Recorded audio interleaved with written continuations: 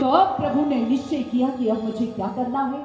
कहते हैं अब कन्हैया ने अपने हाथों में कंदूक को धारण किया और मुस्कुराकर कहने लगे, अब प्रसन्नचित होकर कहने लगे, दाऊद तैयार हो जाइए, अब तैयार हो जाइए। और ऐसा निश्चय करते हुए जैसे ही कन्हैया ने अपने संपूर्ण बल को भरकर आज उस कंदूक को दूसरे दल की ओर फेंका, तो जानबूझकर आज कन्हैया ने उसे इतनी दूर फेंका कि वे दल को भी पार कर गई और लुढ़कते लुढ़कते लुढ़कते लुढ़कते कहते हैं कि आज वे यमुना के बीच जाकर गिर गई, वे यमुना के भीतर जाकर गिर गई।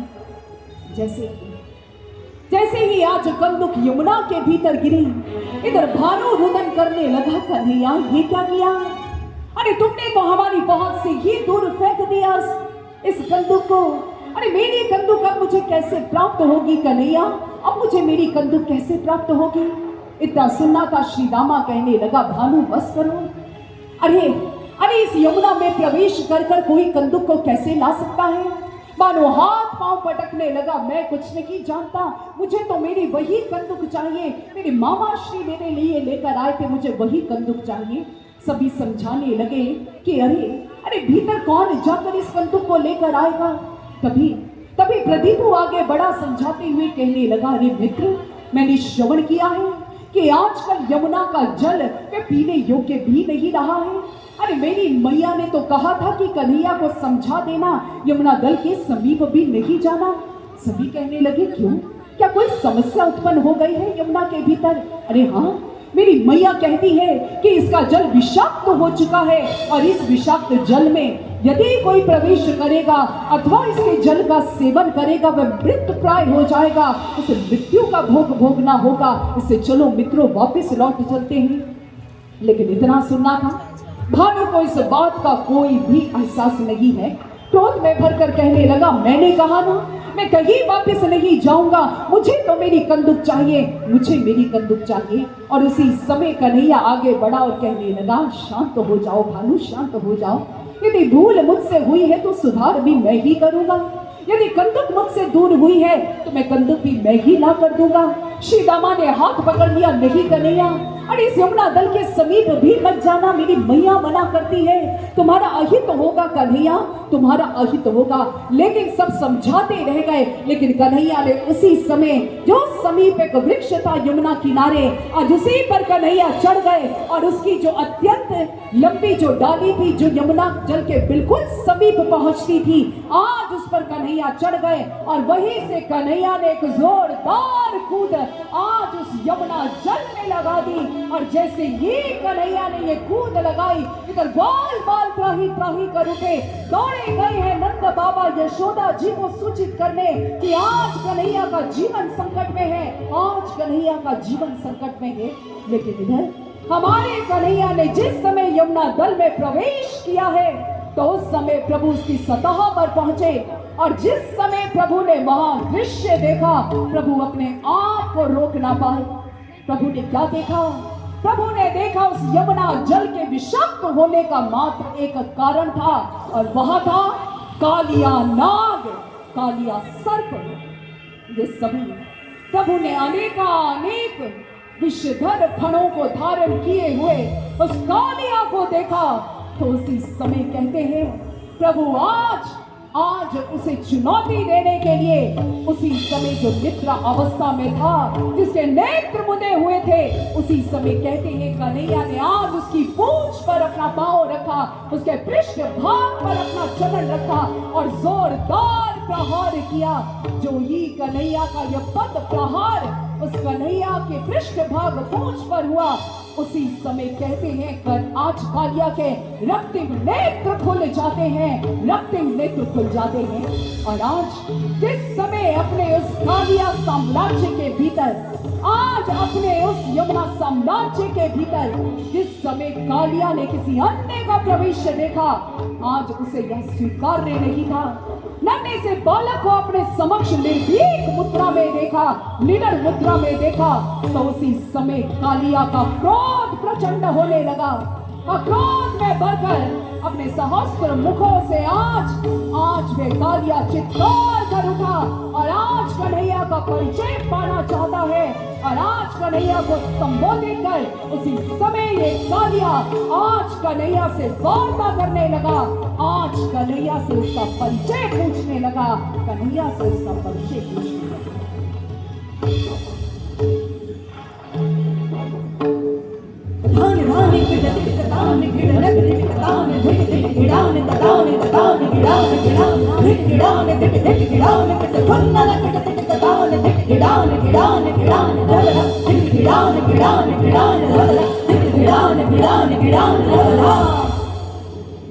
विकट कालिया सर्पराज विषधर अति मैं विकराल हूँ। शत शत फन शत मुख विकट अति मैं काल बयाली कराल हूँ। बच ना पाए दंश से कोई मृत्यु मैं अकाल हूँ। यमुना अधिपति कालिया हे कृष्ण मैं तेरा काल हूँ। हे कृष्ण मैं तेरा काल हूँ। हे कृष्ण मैं तेरा काल हूँ। आज कन्हैया को संबोधित करते कहने लगा, हे मूर्ख बालक, मेरे साम्राज्य में प्रवेश करने का दुस्साहस कैसे किया? तू मुझे नहीं जानता और मैं विषधर सर्पराज कालिया हूँ। सर्पराज कालिया, मेरे विष की मात्र एक बूंद से तेरा जीवन समाप्त हो सकता है। क्यों अपनी माता को निबुद्धि बनाने पर तुला है और क्यों मेरे इस यमुना के भीतर प्रवेश किया है? ऐ मूर्ख बालक, कौन है तू? कौन है तू? कौन है तू? जो ही आज भगवान से उनका परिचय जानना चाहा तो प्रभु भी आज अपने भगवत स्वरूप को उसे प्रदर्शित करते हुए और आज अपने जीवन की चुनौती उसे देते हुए उसी समय हमारे कन्हैया ने भी आज अपना परिचय प्रदान किया है। आज हमारे कन्हैया ने भी अपना परिचय प्रदान किया।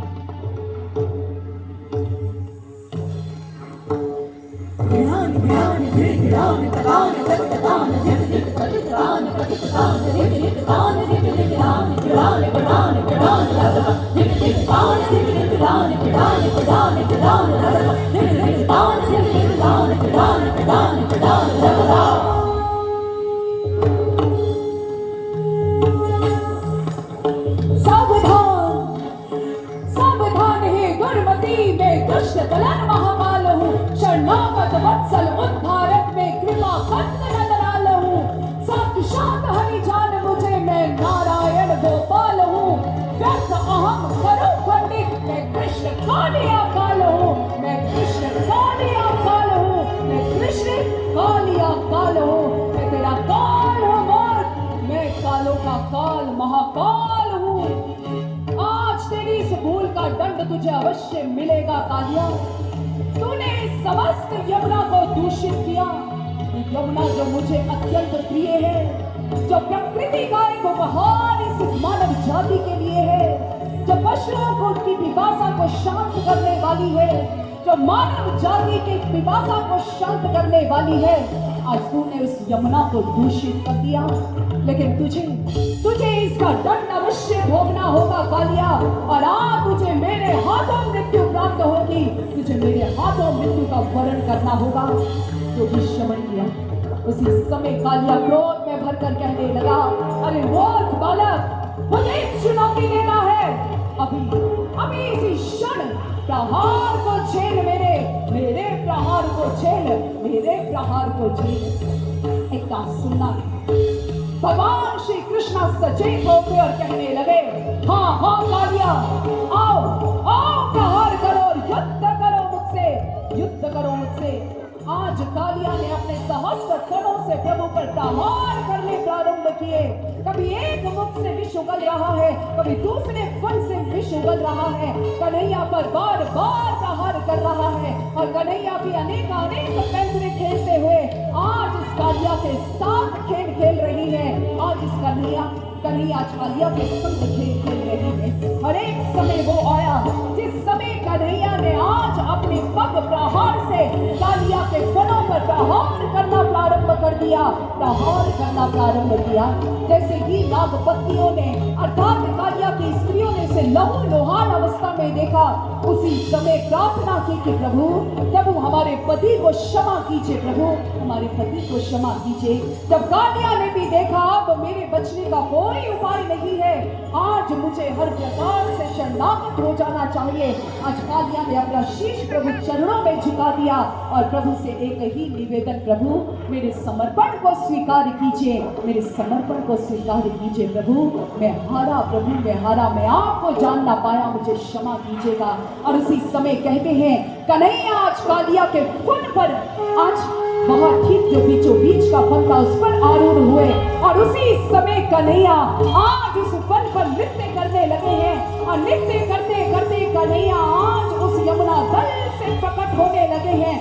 और जैसे अब तक जो बालों के कहने पर समस्त वृंदावन वहां एकत्र हो चुका था, समस्त वृंदावन निवासियों ने आज इस दृश्य को देखा है, एक एक पल पर कन्हैया नृत्य कर रहा है, कन्हैया झूम झूम कर नृत्य कर रहा है और कालिया समर्पण करता जा रहा है, कालिया समर्पण कर रहा है। जिस समय सभी ने उस विषधर नाग को कन्हैया के अधीन देखा, आज कन्हैया की जय जयकार कर उठे हैं, आज कन्हैया का यशोगान गा रही है, जय जयकार कर रही है, आज कालिया मर्दक की जय जयकार कर रही है। बोले भगवान श्री कृष्ण की, कालिया मर्दक भगवान श्री कृष्ण की, कालिया मर्दक भगवान श्री कृष्ण की।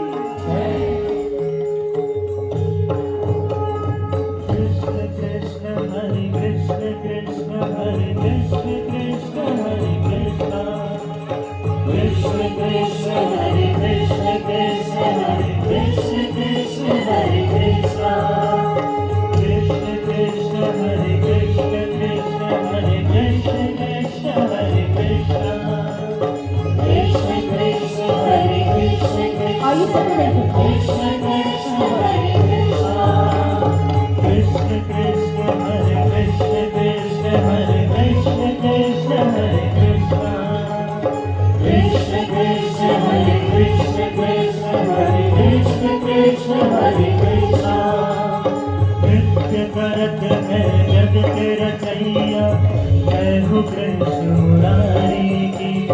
कृष्ण कन्हैया बंसी बजैया, जय हो वे बनवारी की, कृष्ण करत है जगत रचैया, जय हो कृष्ण मुरारी की, कृष्ण कन्हैया बंसी बजैया, जय हो वे बनवारी की।